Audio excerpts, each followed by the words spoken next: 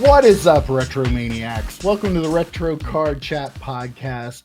My name is Mike, and across the multiverse, I guarantee you that this version of me is having the most fun right here, right now, because I'm joined by the only two men on this podcast to concurrently date twins. They are Joe Day and EP Alcoholic. How you doing, guys? Oh, that's a good deep cut, that man. is true. Thank you. We went on a double date, didn't we? I don't know if we ever went on one. Oh, yeah. I think we talked about it, but I'm pretty sure I dated the crazy one too, right? yeah, definitely. You dated the normal one. I dated the crazy one. Mhm. Yeah, that was a checks time.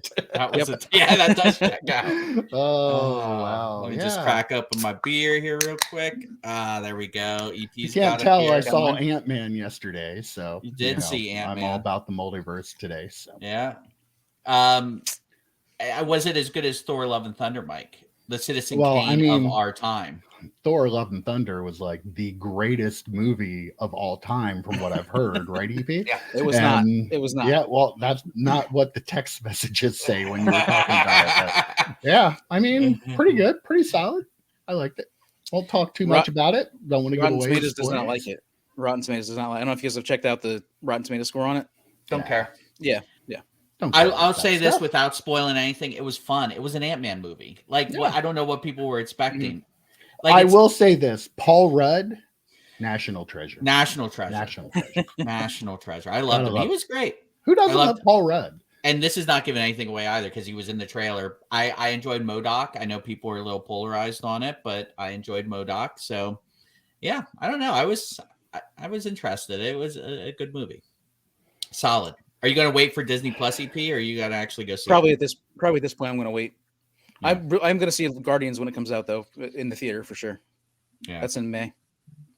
Yep. Yeah, I think Guardians and I think The Flash is right around then too. And I'll be. Can I point out too that there were like a half hour of trailers before this movie yesterday. I love it. I love that though. So I disagree with you. But it was too much. I'm like, when are they going to start the movie? I'm old. I only have so much time. So I disagree with liking them. I used to love the trailers. When we'd go to the movies, we'd sit there and it'd be like, holy shit, this is the first look at this awesome movie. Now, trailers are dropped constantly. You can find any trailer you want for any movie on YouTube. There is no reason I need this. But I never see them. Yeah. Yep. I never.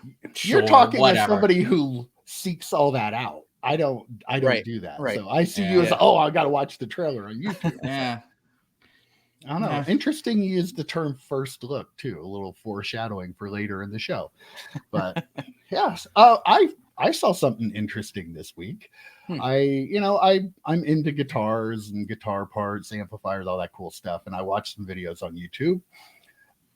I found this ironic because of our hobby that we're into, but there was a guitar pedal that was like a $50 guitar pedal that somebody did a YouTube video about that instantly turned it into like a $200 to $300 pedal. Nice. Like overnight.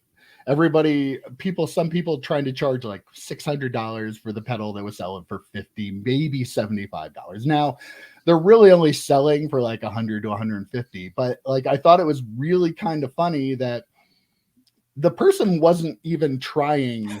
Like he Right. didn't have a stack of these pedals that he wanted to sell like some people in our hobby may do. Who was it? Was it Gary V pedaling these pedals? No, it's surprisingly no. He would have had a bunch of that.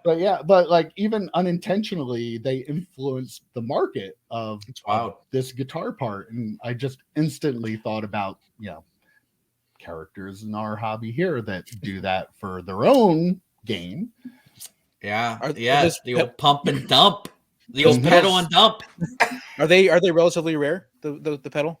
No, they're really. I mean, they're an older pedal. They're probably made in the 90s, but like never has been popular. Actually, I think it was the early 2000s because like the guy who did the video put out a response too, saying first of all, everybody had 20 some years to buy this pedal, so like don't get on me for like trying to bump the price up on it. And it was like, the whole point of of the video was showing how like some of these cheaper guitar pedals you could get the same sounds as ones that are considered like there's one, it's called a Klon that sells for like $3,000-$5,000. And like he was showing the sounds of these two pedals and they were like identical. So but then people take it and run with it like, oh, I got to get that other. Right. Yeah, I mean, we talked about this. We did our interview with Gary from Very Gary Comics. It doesn't have a lot of views, guys. I'm telling you, go and watch it. There's so much crossover between these different hobbies. Mike's talking about the accidental pump and dump, I guess, of guitar pedals. Gary talks about leveling up your collection and grading and all these things. Go and check out that interview. It's really interesting because all these different things that people collect, if there's scarcity, if there has any value, and especially in certain collectibles, if you can grade it, I mean, there are I'm surprised they don't have graded guitar parts, Mike. I really am that they haven't probably made it coming. Like, no joke, I wouldn't be surprised. Like especially with the guitar pedals, you could very easily encapsulate one of those, and you wouldn't be able to use it, but that ain't really. You can't read a comic book once you encapsulate it, right? Just shows like the influence that prices are affected by people intentionally or unintentionally, but they are, and it's not real. Like you need to understand, like that pedal will probably go back to being a $50, $70, $5 pedal in a year when everybody forgets about the video. But like a lot of parallels to the card market. Like you need to be skeptical of any influencer that is talking a lot about a certain kind of card. We saw it with the great curator with the precious metal gems and how the Marvel one shot up in price with him pumping it up. Like you need to say, why is that guy so high on these? Is he really giving me investment advice? Here's a little hint. He's not. Right. What he's trying to do is these people that are talking about stuff like that are typically trying to profit off of you. They're trying to make something hot for their own benefit. Especially when 15 of the 25. He's got 15 of the 25 sitting in his back behind him. Absolutely. Exactly. Like when you see folks like this talking about a product on a video, and then on another video you see them at a card show with a case of them trying to sell them, put two and two together. There's a very good chance that person really doesn't think these are the greatest thing since Apple stock, right? I mean, just pump the brakes or pump the pedal, as it were. Since we were talking. Listen, I'm going to tell you guys, this is one of the best investments. These playoff poker chips from back in 1997, one of the best investments you can make in cards today. I believe you. Yeah. You know, the rarity of those compared to newer stuff. Like, and don't quote me on this, but I think casinos actually accept them as legal tender, right? I think they do. None of that is true. Are you sure? I could have swore that I put one of those down when we were at the National and they took it. I don't know. Well, then we need to go back to that casino. EP, pack those up in a Ziploc. We're going back. Oh, shit. So you want to go? You guys want to do this, or we're doing it? Should we just cut it there for the week? We're live. We're doing the podcast. I think we're recording. I thought we were just talking. No, I did the whole intro bit. That's right. You did that whole thing about the twins and the multiverse. That's right. The twin thing. Yeah, I gotcha. Okay. All right. Well, we talk a lot lately about breaking, like we know something about it when we really don't know anything about it other than I can't hit Paul Heyman's in WWE. Oh, for 19. Yeah, but I haven't added that total in case anybody's wondering. It's still over 19. Because we were going to have an intervention if you went 0 for 28 or something on this week's pod. I mean, it just gets comical at some point. Like you want to just see how far you can go without getting any. Probably be upset if I did get one right now. Why break the streak? Everybody loves a good streak, don't they? Oh, yeah. PWCC announced that they're starting a Breakers Network. Sounds like a TV show. I don't know. Apparently it's not. A lot of people watching this know what a TV show is, but there are a lot of people out there that probably don't even know what a TV show is. It's the thing that you can watch on your phone now. Yeah. I was picturing something real world style. or something where people get eliminated. One or the other. One of That'd those be kind of kind of shows. awesome. Yeah. That would be. Yeah. But no, that's not what it is. Apparently, PWCC is partnering with Breakers to send raw cards to your own PWCC vault. We all know about the PWCC vault. I believe they were the first to start the vaulting. PWCC will then provide high-res scans and give you the option to sell the cards. You can authenticate the cards, or you can get the cards graded. Interesting on the authentication thing. You know the Mike Baker guy, the guy who gives the grades on the graded cards? Have you seen them? The diamond thing. Yeah. So apparently his MBA Mike Baker authentication will be authenticating for the price of $6 or $3 per asset, not card, per asset. What? If you sell it within 30 days. So they're going to take brand new cards that you got. No, stick with me here. They're going to take a brand new card that you got in a break that you sent to them right out of a box. The Breakers send it to PWCC. I'm out. And this Mike Baker guy will go, oh, yeah, that's real, and charge you $6 for it. I mean, that's a great deal, right? Like, everybody wants their brand new card out of the pack authenticated, right? I have no words.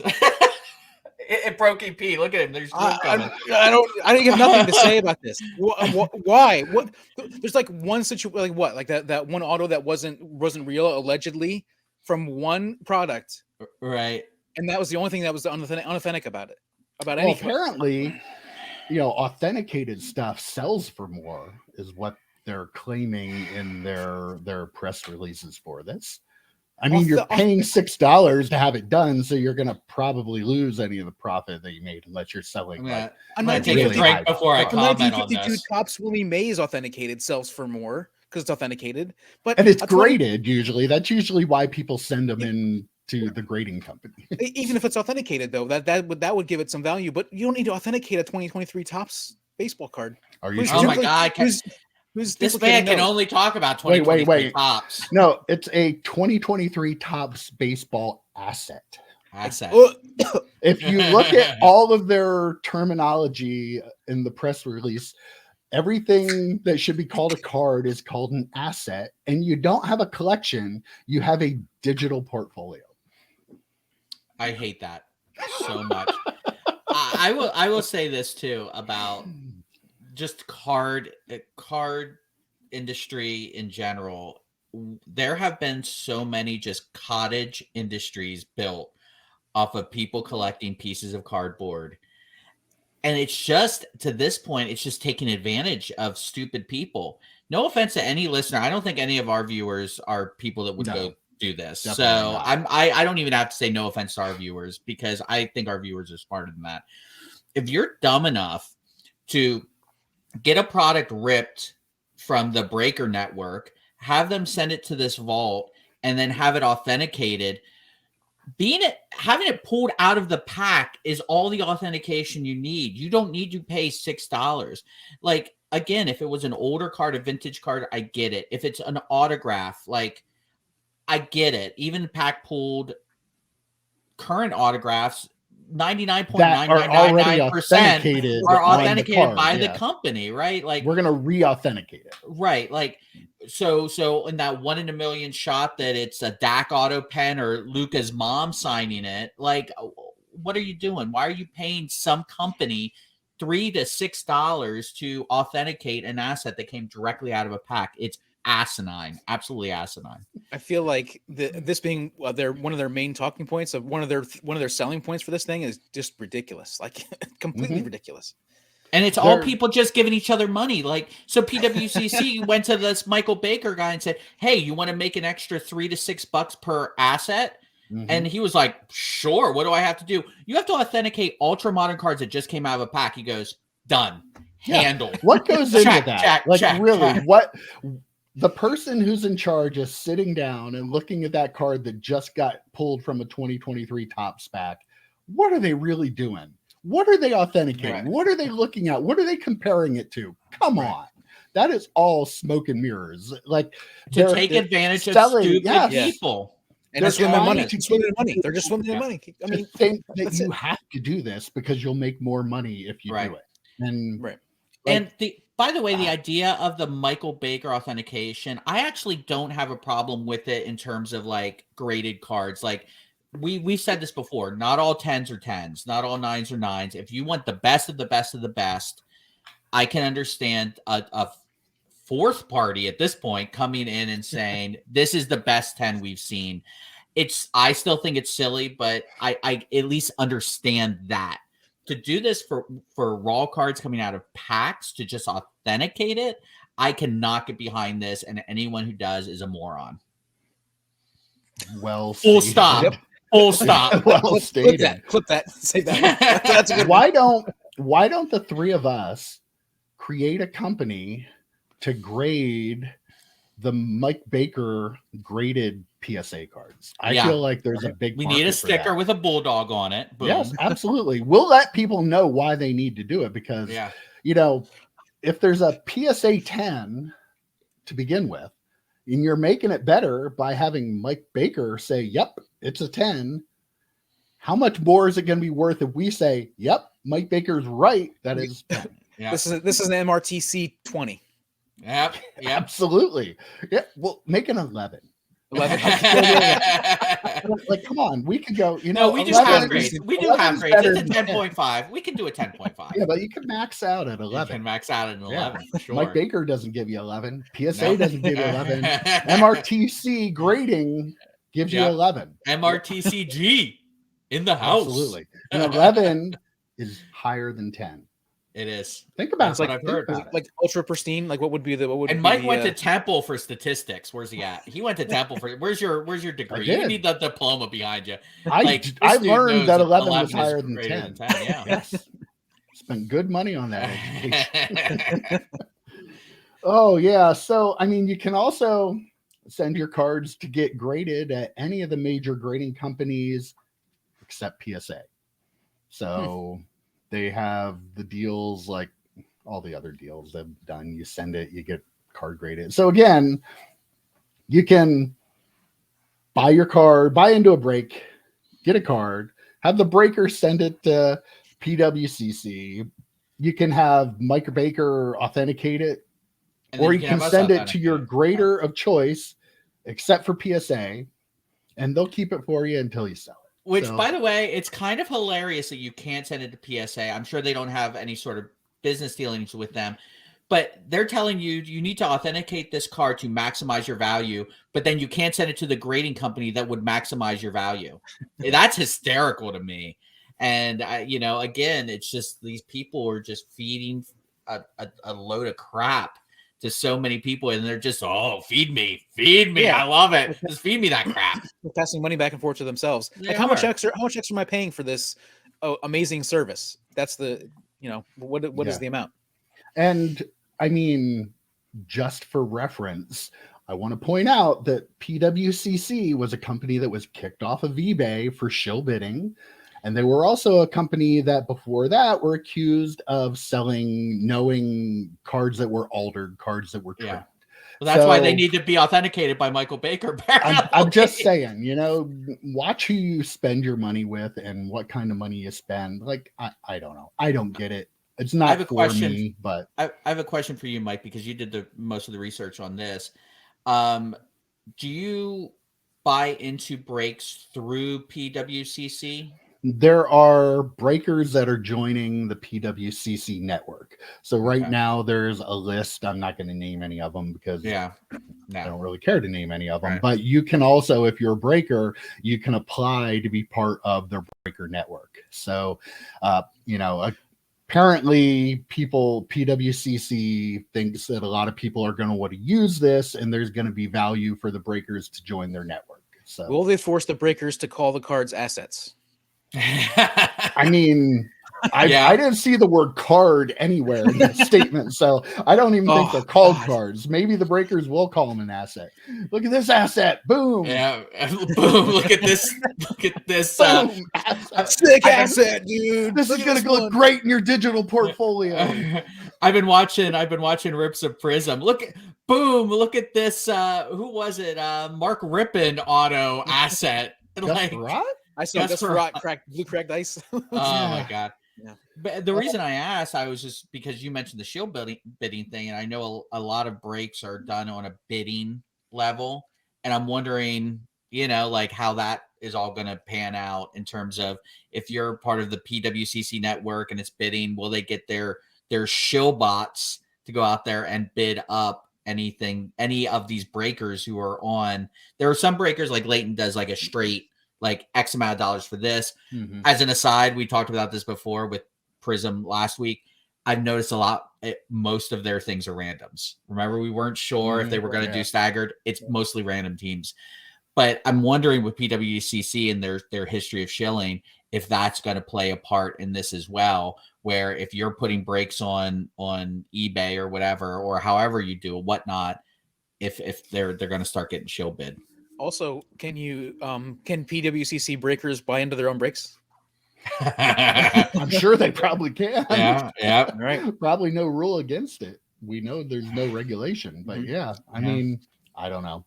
None of us get it, but boy, are we to the point now where these people can't make the money on just the cards anymore, so they have to sell you all the add-ons? Are we becoming the used car industry? Like, you're not making money on the car itself, so you're going to sell the warranty, and you're going to sell this, and you're going to sell that, and the premium coating on the car. Like, I couldn't think of the direct parallel, but I feel like there's been examples of this in the past where all these companies sprout up and they're all paying each other money and they're all doing all these things, and it ended up going badly, but I can't think of the exact example. But it feels like there's a lot of stuff.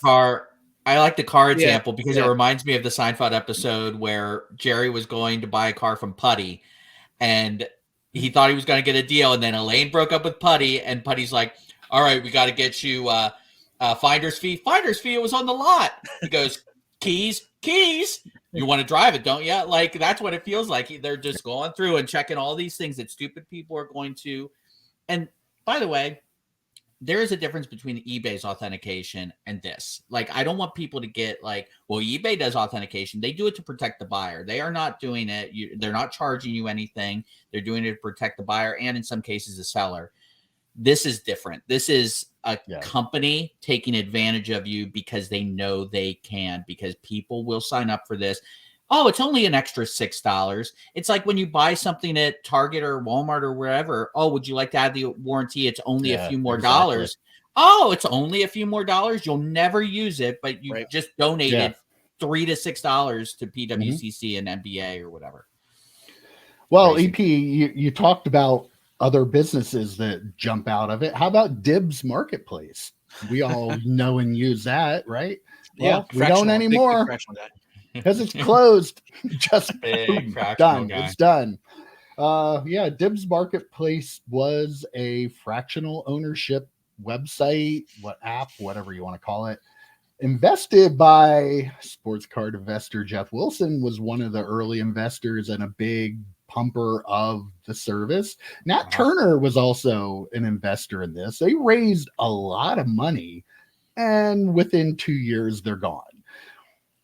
Again, another, I don't know, fractional ownership. We've touched on this before. None of us, I think, really have any interest in it.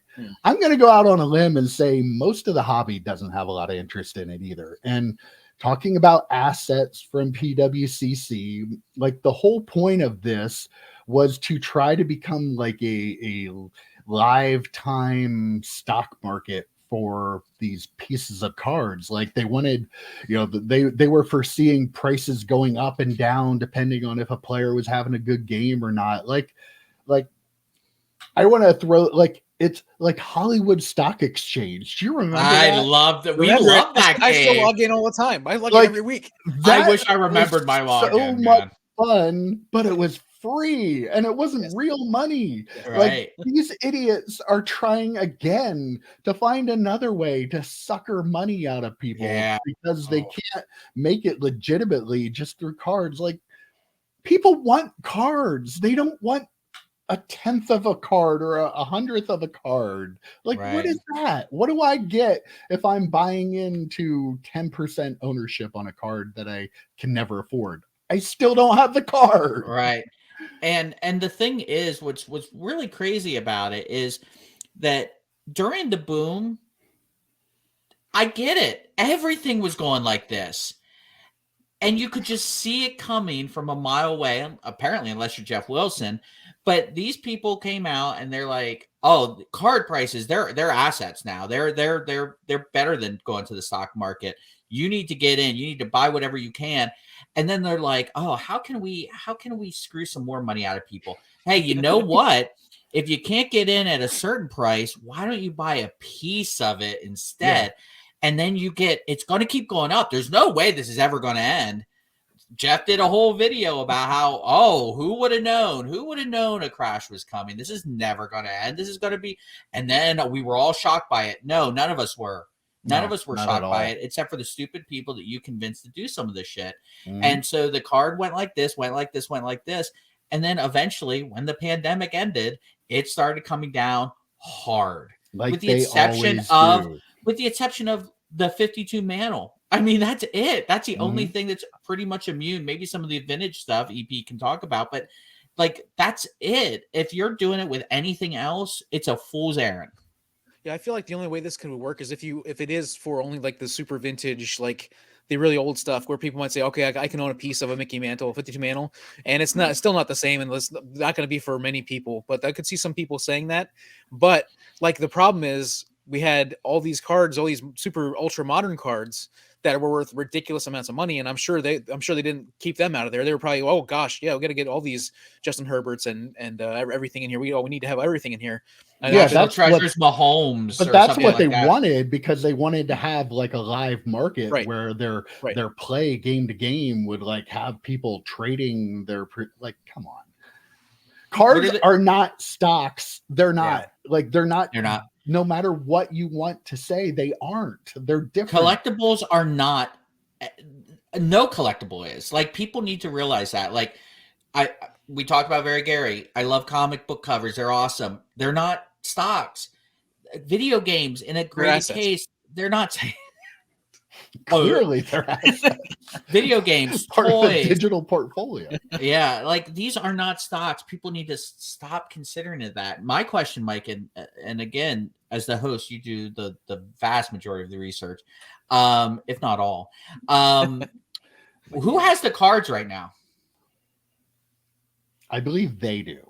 What are they? Are they selling them on eBay or on Heritage or whatever? I have not seen anything saying what they're going to do. I kind of feel that's a big thing to know. Are they buying out the people who paid in, or are they going to sell the cards and then disperse the money evenly amongst the? I think they are saying that they're going to buy out the people and give them the money, but they're also using the recent banking industry troubles as like an excuse for why they're going out of business and why they weren't able to like get. But I thought cards weren't tied to banks. They were better than the stock market, better than banking, better than all these other things. Why does that have anything to do with it? And wait a minute, you're telling me the economy being bad is bad for the sports card industry? The economy being bad is bad for every industry. I don't understand what like people are shocked by this. I see so many think pieces about, how's the banking industry affecting cards? Obviously, when people have less money, they're not going to spend money on pieces of cardboard. Industries always are hurt by a down economy. Yes. Like, this is not anything new. Like, where are these apparently people it coming is from? to some of these people. I really don't know. I know. Should I buy this pack of cards, or should I buy a carton of eggs? Yeah. Like, right. Exactly. For a lot of people, should I fill up my tank with gas to get to my job, or maybe I should buy into a Mickey Mantle Dibbs rookie? I don't know. I just, it's mind blowing to me how not just how people are stupid, but then how some of these influencers just prey upon that stupidity all the time. Mm-hmm. Well, and they do, and it's because they tell you why you need this. Well, And that's why they're influencers. They have their videos and they're up there and they're slickly produced, and have a nice script that you're reading off of, and you're convincing a lot of people that what you're saying, oh, this is a guy I should believe. Why should we believe Jeff Wilson when it comes to cards? Like, honest to God, he doesn't have a history in this hobby. Like, he is not somebody who should be leading this industry because he's in it for himself. I don't give a damn what he says. It's very clear to anybody who's been in this hobby long enough that he's a guy that coming in to make money out of it when he could. Now that he can't make money on the cards by flipping them and telling you what to buy because people aren't buying as much as they were before, the high end has really dropped. You're trying to start other stuff too, like, so you can sell fractional ownership. Well, if people can't buy cards, why don't we sell them fractions of cards? They won't actually ever own it, but they'll give us their money anyway. Or, with PWCC, well, we'll have them get the cards authenticated that were pulled out of the pack. Like, it's mind-boggling.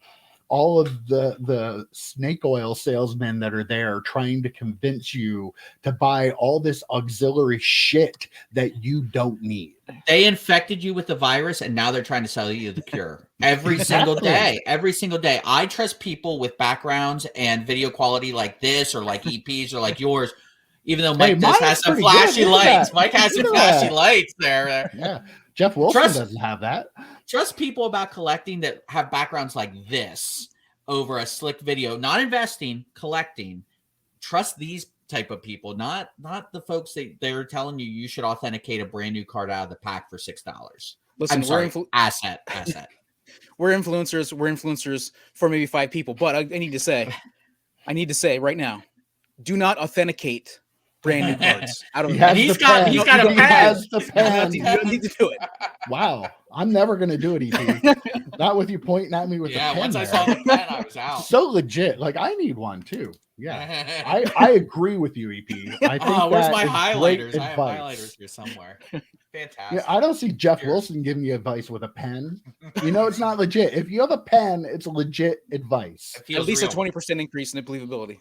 Did you guys see the sports card radio video about the Dibbs thing though? Like, they showed like clips of the Jeff Wilson video when he was introducing it and talking about it. Like, it's cringy. Yeah, like, looking back, knowing that this company is now technically not out of business because they are, let me read this. They are still going to be in the business of tokenization as a service.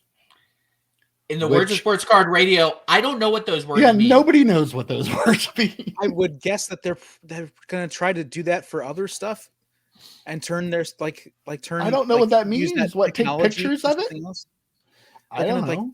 Take the technology and use it to fractionalize other things. Yeah, I don't know. I don't think they know. I think they put it in front of a PR person and said, "Can you make it the most ambiguous vague thing enough ever that nobody will know what it means?" Yeah, and everyone will say, "What's that mean?" But it sounds professional.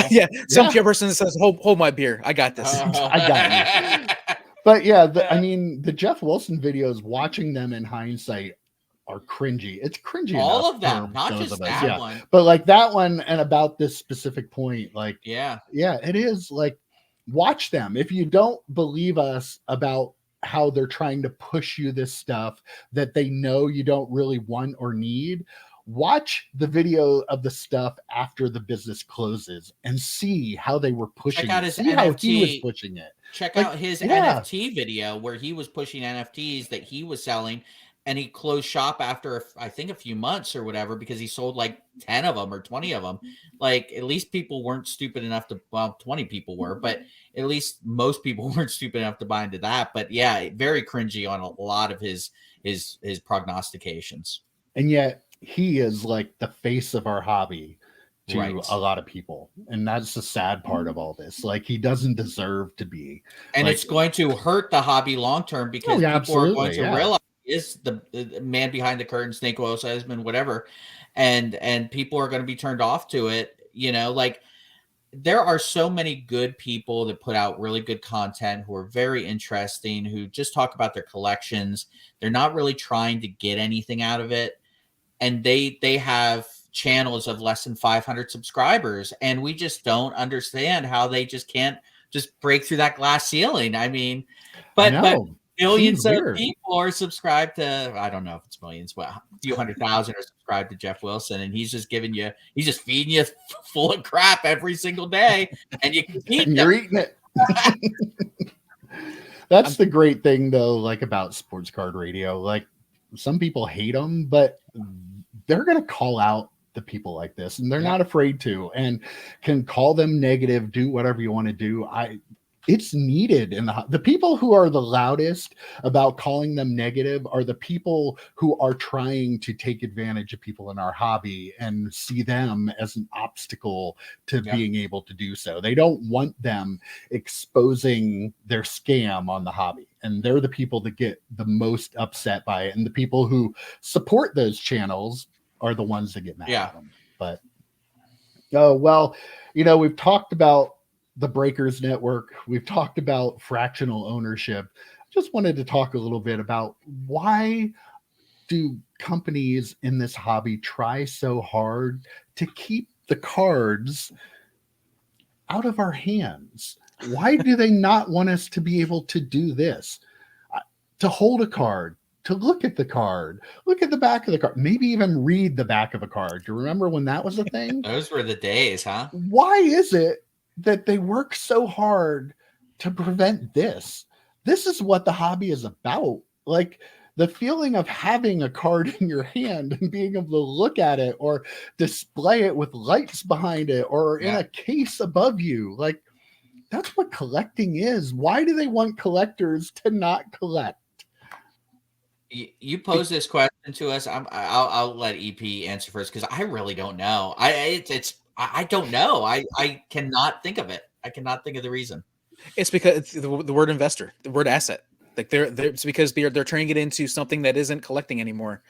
I'm guessing there are probably a lot of people out there who are behind that, as opposed to us. We were old school. We're collectors. Like we want to hold the cards in our hands. We want to open the packs ourselves. We want to look over the cards ourselves, and before we send them into PSA, or just put them in our top loader and put them in our collection. Like, we're different than a lot of people who are the target for these things. Let me rephrase what you said.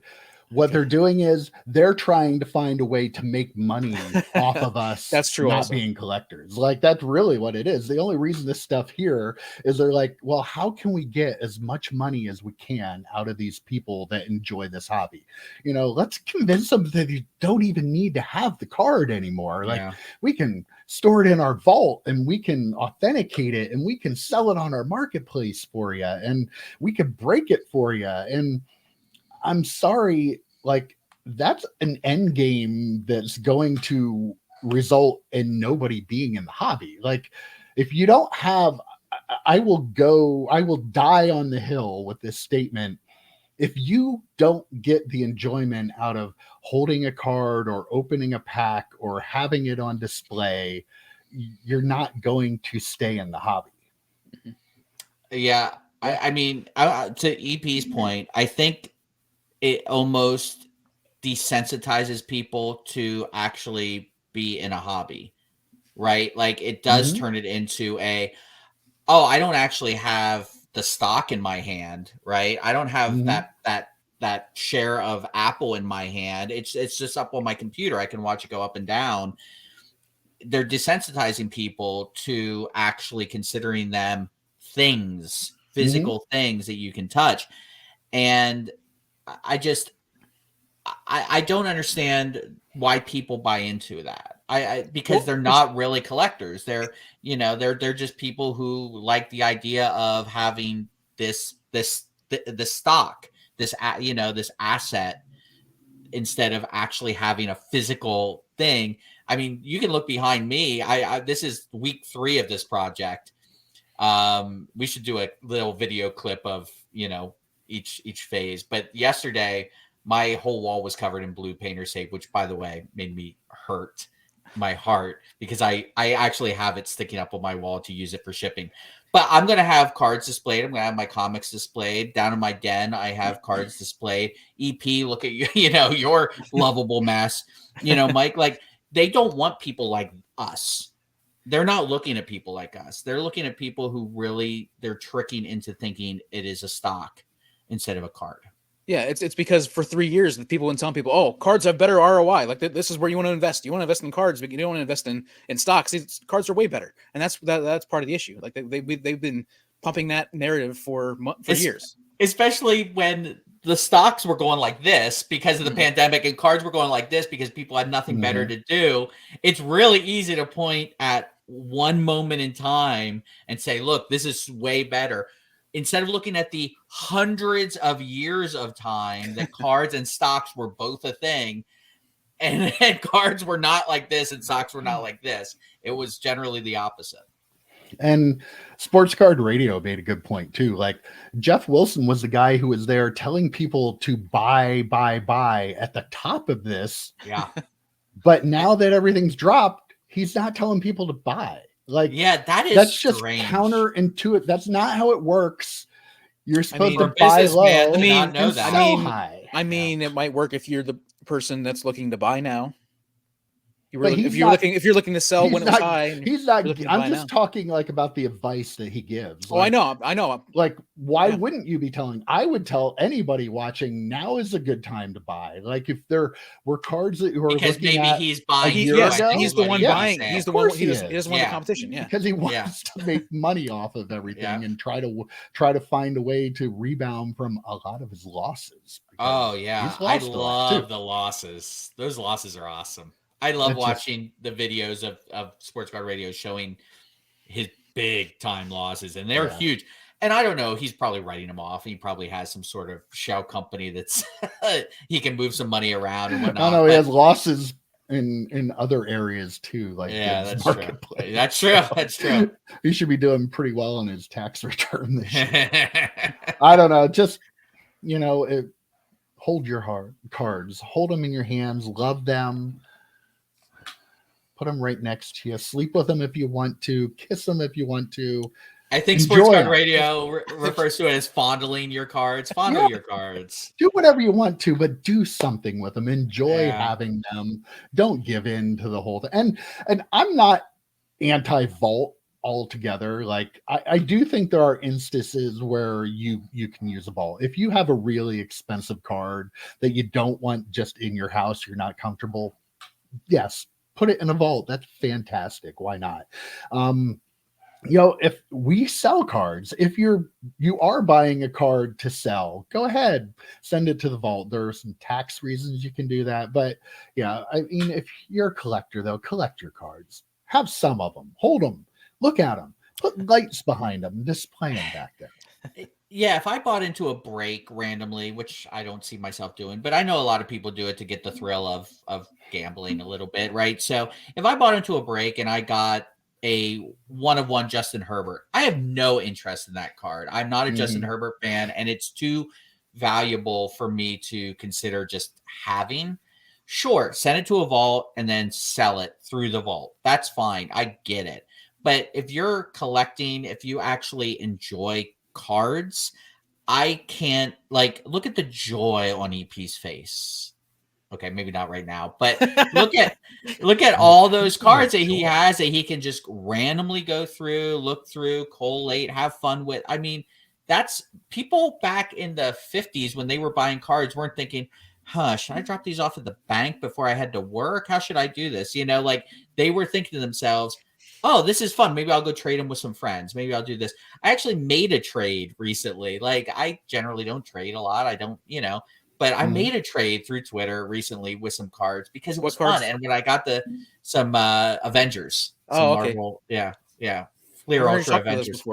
You shut your mouth, EP. In case you haven't seen any of the 25 videos that we have on our channel now. Two. There's two. Anyway, almost called it Mike's Retro Trading Comics this morning. Yeah. It's fine. Whatever. It gets views. back off. So anyway, but no, I traded for a Hela golden medallion. Hela was a cool character in It's a hella cool card. Ragnarok. It's a hella cool card. And I traded for it. I mean, that's what you're supposed to do. You're supposed to have fun with it. Sell stuff to buy other stuff. Let the hobby pay for the hobby, all that stuff. But to not actually have the cards in your hand, are you really even collecting at that point? Well, yeah. Let me tell you about something that brings a smile to EP's face. That is talking about 2023 Topps baseball. That gives him joy. EP is going to give us a little bit of an update on his 2023 Topps baseball project he has going on. You guys all know about it. He's talked about it at length on the channel. I mean, not quite to Fleer Ultra Avengers levels, but I've talked about it a little bit. Yeah. So EP, we're going back in time and looking at those videos. Let's give us a little update. Tell everybody what's going on with the Topps project. Well, I've made a profit. Like it was less than a month. It took less than a month to make a profit. Yep. Yes. I'm about $30 I've made so far. Wow. And that is without selling the one parallel. $30 without selling the Mike Trout case hit, without selling the parallel autograph, which I believe is probably a $50 to $75 card. And that guy's probably gonna potentially be a starter. News. Wait, I'm getting breaking news. Hold on. I can't. It's coming in. It's spotty. Reporter Joe Day. It's spotty because the fake person in my ear is not actually there saying anything. But did you actually sell that Mike Trout case hit? Well, the Mike Trout that I sold was my Mike Trout Bowman Chrome rookie card. You sold that a while ago. Nope. I just so my reporter is wrong. Yeah, my reporter is wrong. I thought you had sold that a while ago. Nope, just sold it this week. Oh, I'm so bummed out. I was so happy for you this morning. I thought it was the case hit. No, case. I still have the my case reporter hit. was off. My reporter had no idea what they were talking about. Apparently works for the Daily Item, but whoa. Well done, sir. Well done. Anyway, back to the 2023 Topps. So you still haven't sold that case hit. The case hit is not sold, and the autograph is not sold. So I still have two of the biggest cards. I have not sold a single set. And I may have sent some cards to SGC, and I may have got those cards back, and there might be a video coming out with those as well. So technically, I'm down $120 because that order was like $150 to $50. But I'm gonna assume that I'll be able to sell some of those cards that I got back. Spoiler: EP did send cards to SGC, and he by did myself. Get them back. Yes, and by my he does have a video that will be posted probably sometime this week. So keep an eye out for that. But let me ask EP, where you're at here, are you at a point where you're starting to think about, okay, let me cut the price on some of this stuff to get my money and finally be out of this, or are we going to wait a little longer on that? I've already done that, and in a number of cases, a bunch of the cards I had listed, I lowered the prices twice already, and also I increased. And any card in my store right now is buy two, you get 10% off, and anything under $30. Buy two, you get 10% off. Buy three, you get 15% off. Buy four, you get 4 or more, you get 20% off. So, pretty aggressive there with all those. Have you thought about doing auctions at all for? That's the next step. Last case scenario. Okay. Yep, I'll be doing. And the thing is though, like I've sold out of all the greatest hits inserts. I've sold out of all the aces inserts. I had sold out of all the silver inserts, but I had one of the returns. One of the things I wanted to talk about was that I've sold like 200-ish cards, probably 205, something like that, to maybe 210. And I've had 2 total returns. One was an undeliverable address and unable to forward. And the other one was somebody who said they didn't get it. But I would say probably 95% of the cards I sold were sent through eBay standard envelope. And so I was going to say, and they're really good with their insurance policy, by the way. You will get recouped for that money. So yeah, I mean, really, it was like they reimbursed me right away as soon as I did they? Okay. Yeah. So yeah, it was. I mean, so that experience was great, and I've already started to do the cut prices, and I'm like people ask me, what my offer is, and usually my offer is set to like half price on a lot of that stuff. If you make an offer half price, I'm going to at least consider it at this point. So one last question, just take a guess here. Where do you think, after you sell what you have left, what you're going to sell it for, what do you think your end result, what do you predict your profit margin will be at the end of this project? I think probably $200 ish, maybe 200 is what I'm shooting for. Okay, not bad. But Yeah. I mean, too, it's profit. You got to open up a case. You Yes, had fun. exactly. Yeah, like you had a blast with it. Yeah. You know, some of the work involved with Right. doing it isn't necessarily work. Yeah, Right. So Right. Yeah. It is a very fun, like, if you are in this hobby and you like opening packs and you ever get the opportunity to open a case and just Yeah. go through the stuff that I went through to sell it and everything, and it's just, in my opinion, it's a really fun time. You get to see a lot of really cool cards, and it presents a lot of opportunities, potential opportunities to make a little bit of profit and help fund more of your card stuff. so that's my last question. What's the next thing? Oh, I've been really wrestling with that because it was supposed to be Topps Heritage, but Topps Heritage didn't happen this year. It's supposed to be out in the middle of this month. It doesn't come out. Right. And so here was the plan. Like I said, I had like a plan set up where I was going to get the Topps. I was going to hopefully turn it into, get it up to like $1,200, which is what I think it's going to be pretty close to.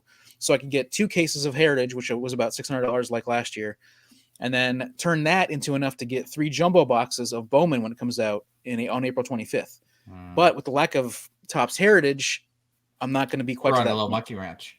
Yeah, so I'm not sure. I'm not sure what I'm going to do. I have some ideas.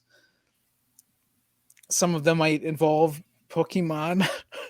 Oh, That's are you gonna fantastic. have Joe sell them for you? I would I definitely have Pokemon him, expert sell Joe them. Day. So I'm not sure what I want to do, and then I might just hold the money until Bowman comes out and just get what I can of Bowman at the time. I like the Pokemon project. I'm all for that. Yeah, I vote for that. Yeah. Well, I mean, the issue is I would have to, if I break any of it, I would have to try to pronounce the names live, Which is or at fantastic. least on recording. Fantastic content. Yes. Yeah. I can't So, wait to and read all the comments of the Pokemon people that are Oh my watching gosh. you going, Yeah. I would. who are you and why can't you say the names?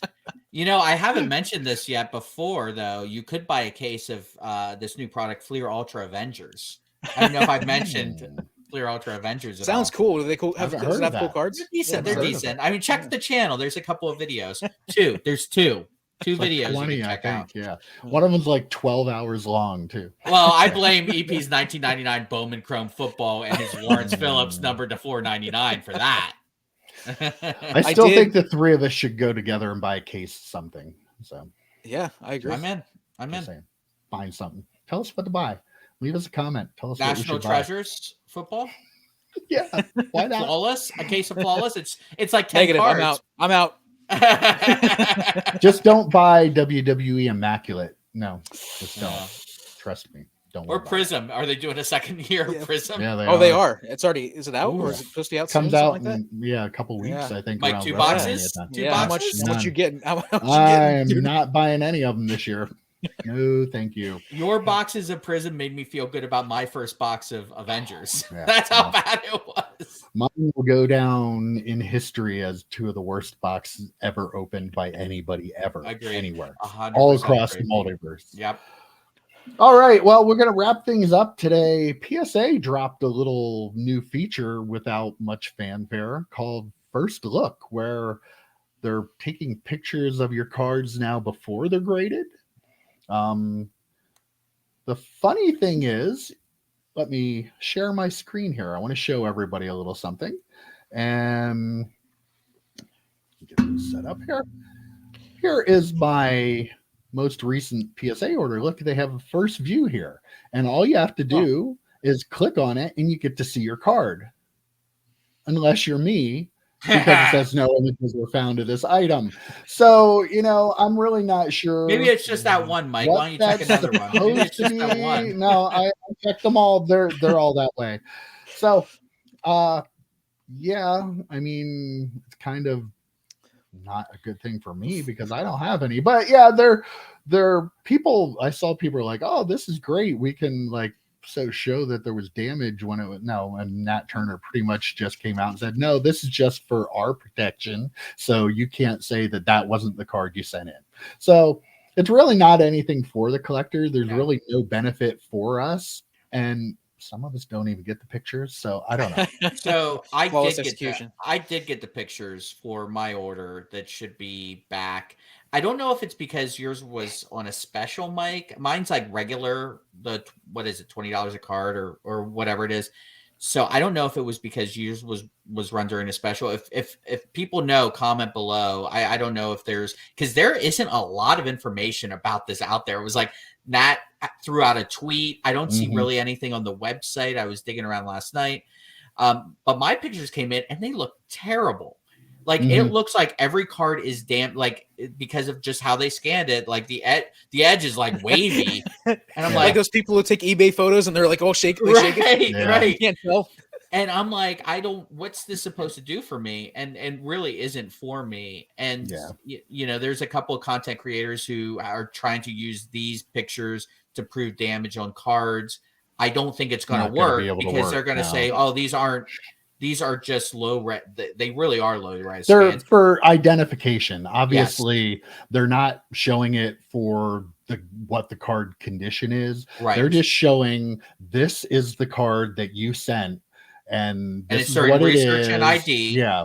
So if there's any question, oh no, I sent in the red out of 50 parallel. No, you sent the 1 out of 100 because here's the picture. Like, I think that's why they're such a poor quality. They're just something. I mean, I don't really want anything that's going to make the process longer anyway. Like, I don't need a high res scan of the card I sent in. I know what I sent in, and I don't want them to take it out of the sleeve and the card saver or whatever we sent it in, because I don't want more opportunity for that card to actually get damaged by PSA as they're filing. Yeah, it's just for if you have, like, when they give you the list after research and ID, you know, we're all supposed to look over what they have. A lot of people don't. If you say, no, that's not, then we can look at the card and figure it out. Yep. Mike, your point made me think this feels like another one of those things where some bad stuff happened, something happened, and now this is something to try to fix. Like, so somebody complained and they ended up costing them a lot of money, and so then this is just like a fix for something, like something like that, like putting a do not eat cards on the outside of a box of cards or something like that. Well, right, exactly. Which happens. Yeah. Okay, well, I guess we'll wrap it up there this week. We had a lot to say. EP took another hour and a half talking about 2023 tops, but I dozed off. I don't know. What time is it? I don't know. That was like between my talking and your 2 hours on the Avengers, but I am beat. I think it's already Tuesday afternoon. we missed our drop date. Yeah. All right, guys. Good chat. We'll see you next week. All right. See you, boys. Adios.